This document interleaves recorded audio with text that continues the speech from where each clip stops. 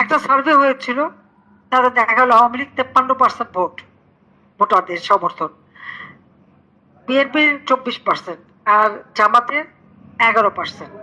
এই ইলেকশনে কিন্তু আপনারা খেয়াল করবেন 20 থেকে 22%-এর বেশি ভোট কিন্তু পড়ে নাই। তারপর বিএনপির অনেক নেতারা আওয়ামী লীগের অনেক নেতাদের সাথে যোগাযোগ করেছে, সমর্থন চেয়েছে, জামাত যেন না আসতে পারে সেই সমর্থন চেয়েছে, এবং জামাতকে ঠেকাতে এই সমর্থনটা দেওয়া হয়েছে অনেক জায়গায়। 25 মার্চ আমাদের স্বাধীনতা দিবস, জাতীয় দিবস।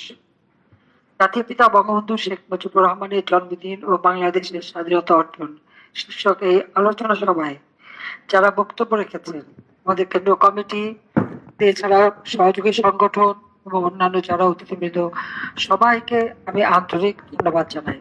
আর যারা এই অনুষ্ঠানটি দেখেছেন তাদেরকেও আমি আন্তরিক ধন্যবাদ জানাচ্ছি। বাংলাদেশ স্বাধীন দেশ, জাতির পিতা বঙ্গবন্ধু শেখ মুজিবুর রহমান যদি জন্ম না নিতেন তাহলে কি এই বাংলাদেশ কখনো স্বাধীন দেশ হতে পারত? আমাদের সবসময় এটাই লক্ষ্য যে স্বপ্ন নিয়ে জাতির পিতা স্বাধীনতা এনেছেন সেই স্বপ্নটা বাস্তবায়ন করা। কারণ জাতির পিতা বঙ্গবন্ধু শেখ মুজিব বলতেন, তিনি একটা 1973 সালে 23শে ফেব্রুয়ারি তিনি লিখেছিলেন, আমি কোট করছি, তিনি বলেছেন, love mankind, love the people of your country and let us love be selfless. অর্থাৎ মানব জাতকে ভালোবাসো, দেশের মানুষকে ভালোবাসো, এই ভালোবাসার মধ্যে কোনো স্বার্থ রেখো না, আনকোট। জাতিপিতা বঙ্গবন্ধু শেখ মুজিব মানুষকে নিঃস্বার্থভাবে ভালোবেসেছিলেন, যার জন্য তিনি এই মানুষের জন্যই কাজ করে গেছেন। আজকে সব থেকে দুঃখ লাগে যে দেশটাকে তিনি স্বল্পোন্নত দেশে উন্নীত করেছিলেন, তারই পদক অনুসরণ করে, সেই অর্থনৈতিক নীতিমালা অনুসরণ করে এবং আধুনিক প্রযুক্তি জ্ঞান সম্পন্ন জাতি গড়ে তোলা, বঙ্গবন্ধু স্যাটেলাইট 1 উৎক্ষেপণ করা থেকে শুরু করে সব ধরনের সুযোগ সুবিধা করে দিয়ে দেশটাকে যখন আমরা এগিয়ে নিয়ে যাচ্ছি, ঠিক সেই সময় আর এক চক্রান্ত, এবং এই চক্রান্তটা যেমন বঙ্গবন্ধুর হত্যার ব্যাপারেও একটা আন্তর্জাতিক চক্রান্ত ছিল, কিন্তু সেটা অনেক পরে সেই আমেরিকার ডিক্লাসিফাইড রিপোর্ট বা ব্রিটিশ ডিক্লাসিফাইড রিপোর্ট থেকে অনেক কিছু তথ্য পাওয়া গেছে। এবারও একই ধরনের ঘটনা। আমি বাংলাদেশে ফেরার পর থেকে তো চক্রান্ত চলছে। সেখানে আপনাদের একটু জানাতে চাই, আপনারাও নিজেরা খোঁজ নিতে পারেন, যে মার্কিন যুক্তরাষ্ট্রের স্টেট ডিপার্টমেন্টের সাবেক কর্মকর্তা এবং সাইবার সিকিউরিটি বিশেষজ্ঞ মাইক বেট এবং মার্কিন রক্ষণশীল রাজনৈতিক ভাষ্যকার, ষড়যন্ত্রতাত্ত্বিক ট্যাকার কার্লসন তাদের পডকাস্টে বাংলাদেশ প্রসঙ্গে বেশ কিছু বিষয় তুলে ধরেছেন। বিশেষ করে 2024 সালে বাংলাদেশে আমার সরকারের বিরুদ্ধে, অর্থাৎ শেখ হাসিনা সরকারের পতনে যুক্তরাষ্ট্রের বাইডেন সরকার জড়িত থাকার বিষয় তারা উল্লেখ করেছেন। এক্ষেত্রে বাইডেন প্রশাসন, সিআইএ, মার্কিন গোয়েন্দা সংস্থার প্রক্সি সংগঠন ইউএস8, IRI ও এনইডি দ্বারা বাংলাদেশে বিশাল পরিমাণ অর্থ ঢেলেছে, যেটা 2018 সাল থেকে শুরু। এই অর্থায়ন কাকে করা হয়েছে আপনারা জানেন? আপনারা অবাক হয়ে যাবেন। এই অর্থায়ন করা হয়েছে বিভিন্ন মিডিয়া, সাংস্কৃতিক কর্মী, র্যাপার, ক্ষুদ্র নৃগোষ্ঠী, ইসরা, সমকামী, ট্রান্সজেন্ডার, রেডিক্যাল গ্রুপ, জঙ্গি সংগঠন, সন্ত্রাসী গ্রুপ, সোশ্যাল মিডিয়া ইনফ্লুয়েন্সার, শিক্ষক, শিক্ষার্থীদের মাঝে বিপুল পরিমাণ অর্থ প্রদান করেছে। এটা কিন্তু এই দুই বিশেষজ্ঞ তারাই বলেছে, তাদের পডকাস্টে উল্লেখ করেছে। আবার তাদের এই পডকাস্টটা যেটা মাইক বেঞ্চ এবং ট্যাকার কার্লসন যে আলোচনা করেছে পডকাস্টে, এটা আবার ইলন মাস্ক তার এক্স অ্যাকাউন্টে শেয়ার করেছেন। তার মানে কি, ট্যাকার কার্লসন উনি একজন প্রভাবশালী সাংবাদিক এবং ডোনাল্ড ট্রাম্পের খুব ঘনিষ্ঠ ব্যক্তি, কিন্তু তিনি সবসময় সত্য কথা বলেন। সেই সাথে আর একটা তথ্য পেয়েছি, সেটা হচ্ছে ইউএস ফান্ডেড এনইটি,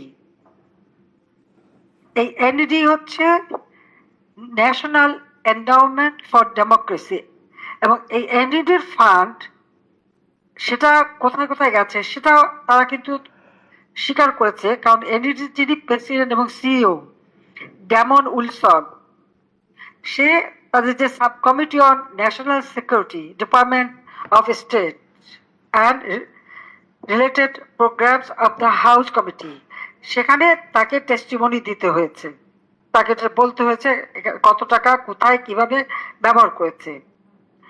এবং এখানে একটা সব থেকে অবাক কাণ্ড যে এই টাকাগুলি কাদের কাছে গেছে সেটাও কিন্তু তথ্য পাওয়া গেছে, যেটা বিশাল, প্রায় 80 পাতার একটা তথ্য আমার কাছে এসছে। এবং আপনারা যদি একটু দি hawks.in এবং অবলিক নিউজ এখানে যদি খোঁজেন তাহলে কিন্তু এই তথ্যগুলি সব পেয়ে যাবেন, কোথায় কত টাকা তারা ঢেলেছে। এইভাবে টাকা দিয়েই কিন্তু তারা আওয়ামী লীগ সরকারের বিরুদ্ধে অপপ্রচার, কারণ যত উন্নয়নই করি না কেন আমরা দেখতাম এক শ্রেণীর লোক সবকিছুতেই খুব নেগেটিভ কথা বলে, কোনো কিছুতেই যে তাদের ভালো লাগে না। তাদের ভালো না লাগাটার রহস্যটা তো এখানে। এখন তো আস্তে আস্তে সব বেরোচ্ছে যে কিভাবে এরা অন্যের টাকা খেয়ে দেশের সর্বনাশটা করে দিল, সেটাই হচ্ছে সবচেয়ে বড় কথা। আজকে জাতিপিতা বঙ্গবন্ধু আমাদের মাঝে নেই, কিন্তু তার আদর্শ আছে। আওয়ামী লীগকে ব্যান করে, আওয়ামী লীগকে ব্যান করার কোনো অধিকার কি ইউনূস সরকারও ছিল না, আর এই তারেক জিয়ারও নাই, তারেক রহমানেরও নাই। কেন? আওয়ামী লীগকে ব্যান চেয়ে হাইকোর্টে একটা রিট করা হয়, সেই রিটটা দেখে কি কি কারণ দেখে হাইকোর্ট বলে দেয় যে এই ব্যাপারে কোনো দলকে নিষিদ্ধ করা যাবে না। হাইকোর্টে বলতে গেলে এটা কিন্তু আমাদের এক ধরনের মানে বিচারই করা হলো। তো যখন হাইকোর্ট একটা রায় দিয়ে দিল, বলে দিল, এবং এই রিট গ্রহণ করলো না যে আওয়ামী লীগকে ব্যান করা যাবে না, তাহলে আপনি একবার চিন্তা করে দেখেন যে ওই ফ্যাসিস্ট ইউনূস ক্ষমতা লোভী, দুর্নীতিবাজ, খুনি, হাজার হাজার আওয়ামী লীগের নেতা কর্মীকে হত্যা করেছে, নাহলে আমাদের 10,000 নেতা কর্মী গুম খুনের শিকার, অনেকের তো কোনো ঠিকানাই পাওয়া যাচ্ছে না, পুড়িয়ে পুড়িয়ে যে হত্যা করেছে তাদের কোনো নাম ঠিকানা নাই। এমনকি 32 নম্বর যখন আগুন দিয়েছে এবং পুড়েছে 32 নম্বর, সেখানে তিনটা লাশ 32 নম্বর রাস্তার উপরে পড়েছিল, তাদের কোনো পরিচয় পাওয়া যায়নি। ওই লাইন দিয়ে কতগুলি সবই তারা আগুন দিয়ে পুড়িয়েছে এবং ভেঙেছে। সেই ইউনূসই মানে কিভাবে চক্রান্তটা করে গেছে সেটাই একবার আপনারা চিন্তা করে দেখেন। তার এই ক্ষমতার লোভের আগুনের দেশটা শেষ।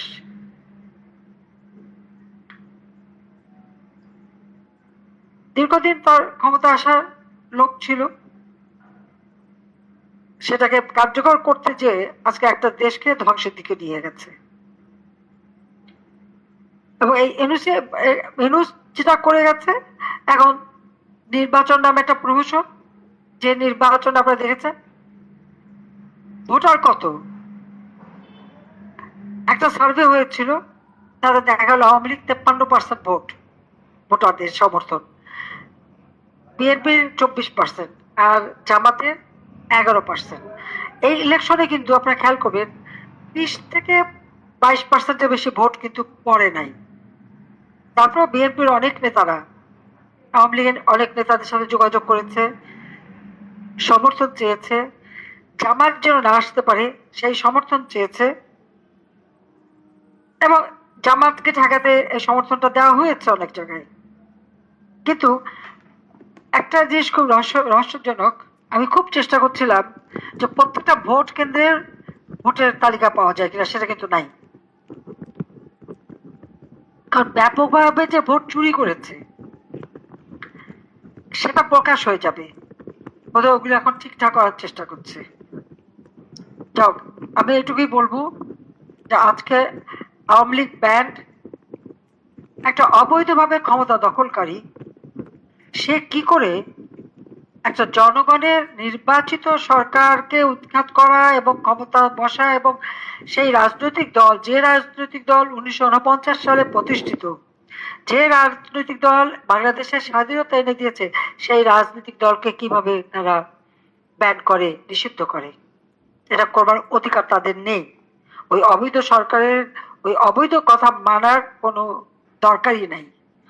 আমরা যেভাবে আমাদের নেতা কর্মীদের উপর অকথ্য অত্যাচার, ঘর বাড়ি সব তার মেটিকুলাস ডিজাইনের মাধ্যমে সবকিছু ধ্বংস করে দিয়েছে, অর্থ যেমন জীবনে হত্যা করেছে, তেমনি আবার অর্থনৈতিক ভাবেও সম্পূর্ণভাবে আমাদের দেশের আওয়ামী লীগের নেতা কর্মীদের একেবারে পঙ্গু করে দিয়েছে। কাজে আমাদের, এমনকি যারা প্রধান নির্বাচন কমিশনার, আমাদের প্রধান প্রধান বিচারপতি থেকে শুরু সবাইকে অপমান করা, সামরিক অসামরিক অফিসার, পুলিশ অফিসার, তাদেরকে গ্রেপ্তার, হাত করা পড়ানো, আওয়ামী লীগের নেতা কর্মী, মুক্তিযোদ্ধা, তাদেরকে হাত করা পড়ানো, এটা কোন ধরনের বিচার? তারা কি ভাবে কি দিনটাকে এভাবেই যাবে সারা জীবন? এভাবে তো যাবে না। একদিন সময় আসবে, আমরা এটা আমার বিশ্বাস আছে, নইলে বেঁচে থাকতাম না। আমি তো জানতাম না যে আমি দেশ ছেড়ে আসতে হবে, আমি কখনো ভাবতেও পারিনি, কিন্তু হয়তো আল্লাহর ইচ্ছাই ছিল আমাকে বাঁচাবে, সেই জন্য একদিন যখন আছি বেঁচে, নিশ্চয়ই এর প্রতিকার আমরা করতে পারবো। এখন আমাদের কথা একদম স্পষ্ট, যত মিথ্যা মামলা দেওয়া হয়েছে, এই আইসিটি সহ যত মিথ্যা মামলা, সমস্ত মিথ্যা মামলা প্রত্যাহার করতে হবে। আমাদের যারা বন্দী, সমস্ত রাজনৈতিক বন্দীদের মুক্তি দিতে হবে।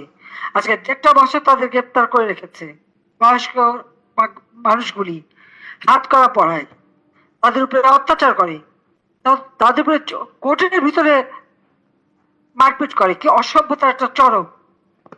কোনো আইনের শাসন নাই, বিচার নাই, আর কি মব সন্ত্রাস। আইন নিজের হাতে তুলে নিয়ে পিটিয়ে পিটিয়ে মানুষ হত্যা করে, কুপিয়ে কুপিয়ে মানুষ হত্যা করে, বাড়ির মধ্যে ঢুকে যে মেয়েদেরকে রেপ করে।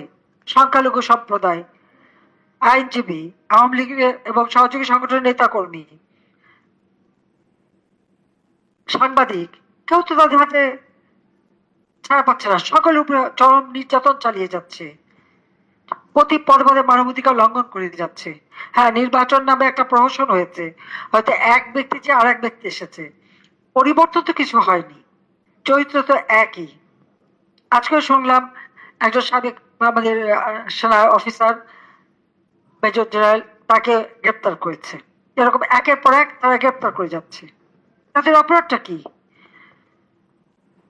আমাদের স্পষ্ট দাবি যে আমাদের সমস্ত বন্দীদের মুক্তি দিতে হবে, সকল মিথ্যা মামলা প্রত্যাহার করতে হবে, এবং আওয়ামী লীগের উপরে বেআইনি নিষেধাজ্ঞা, হাইকোর্টের রায় উপেক্ষা করে এই নিষেধাজ্ঞা কখনো থাকতে পারে না। আওয়ামী লীগকে আওয়ামী লীগের মতো কাজ করতে সুযোগ দিতে হবে।